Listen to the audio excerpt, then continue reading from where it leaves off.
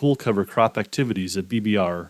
So, what is Big Bluff Ranch doing in the world of cover crops? The first thing we're doing is we're composting our chicken litter and spreading that on the rangeland. So, we're helping our native range grow better, which in effect is a cover crop. We've done many USDA EQIP and CSP programs. It's pretty cool what the government's doing, putting money behind these good regenerative farming practices.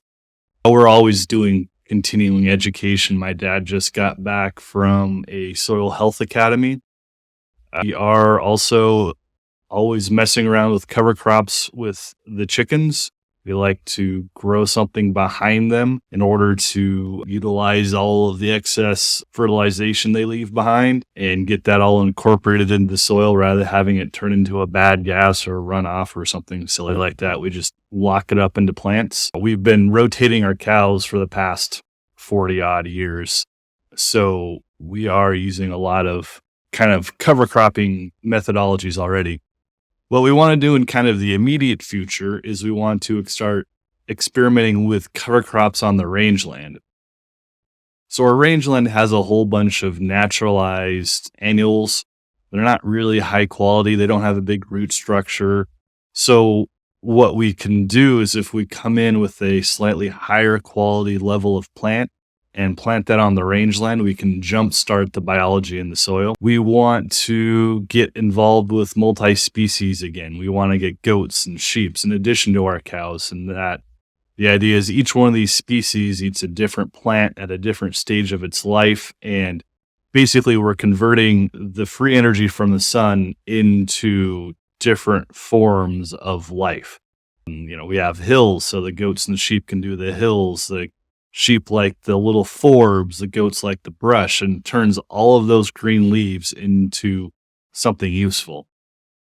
We want to reintroduce native perennials to the rangeland. The idea there is that through managing the grazing and through compost application and cover cropping, that we're increasing the life in our range soil, and we're trying to create conditions where these native perennials will just take off. We've done this with just our grazing management. We have a lot of these native perennials that have come back, but we can do a better job of it, which is pretty exciting. We're going to build more fences and do a lot more stock water systems. So if we can get stock water systems to different parts of the ranch, we'll be able to control the grazing better.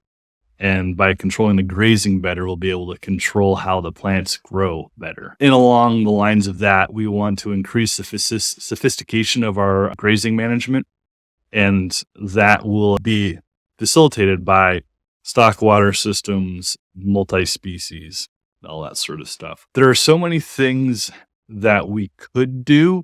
All of those kind of future plans I just went through, those are all things that will help Mother Nature, but they will also directly help our bottom line. If we can put water where we can't run cows now we have more acres to run cows on. More cows means more things we can sell, which is great. But there are tons and tons of ideas that we could do that don't directly make us more money.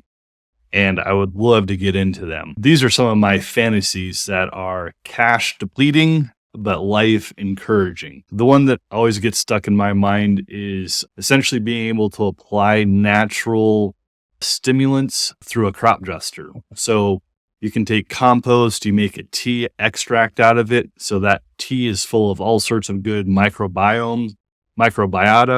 You can fly that on, apply it, and it just inoculates and jumpstarts the soil health. You can do the same thing with some of the trace minerals. Yes, the cover crops and the plants can break down the minerals and turn it into the correct form for plants. But if you just fly it on, you can kind of jumpstart the process. The other thing these crop dusters could do is you could just fly on all of these cover crop seeds, because we can't actually drive on every acre of the ranch. In fact, we can only drive on a limited number of them. But this crop duster could fly everywhere. So we could get cover crop seeds over the entire ranch, which would be pretty cool. Then what I get excited about is mechanically jumpstarting Mother Nature's water systems out here. So one idea is making trash dams. It's like when you were a kid, you made a little rock dam in the creek, or you put some branches across the creek. You come back the next spring, it's caught sediment. Let's do that on kind of a landscape scale and just imagine how much sediment we can trap. That sediment will create an area where we can grow deer grass, then we can grow willows, and we can grow cottonwoods, and that we can kind of re-energize all of our secondary riparian areas. Up on the rangelands, it would be pretty cool to build swales. Basically, think little dams along the contour lines of your soil. So when the water kind of flows across the ground, it hits a dam, a very gentle one. And then instead of just keep running off into the creek, it stops, pulls up, and sinks in. Mother Nature would do this on her own, but if we have the ability to step in and kind of jumpstart this sort of process. But it doesn't make us money directly. The amount of money it would take to build these things versus the amount of extra grass we would grow doesn't translate into how much extra cows we could sell. We'd lose money doing this, but it's a great idea and it would be amazingly fun to do. The other thing that I'd love to do would be species-specific habitats for endangered species. We have red-legged frogs out here. We've got neotropical migrants, these little tiny Tweety birds that go from Mexico to Alaska. They need a spot to stop and rest. We could be that spot. And just create more habitat for insects and birds and beetles and bugs and deer and bears and all that sort of fun stuff. What would be cool to do would be to make nest boxes for specific bird species. Hidden water sources or protected private water sources for little tiny terrestrial animals so they can drink at night where they're safe and protected.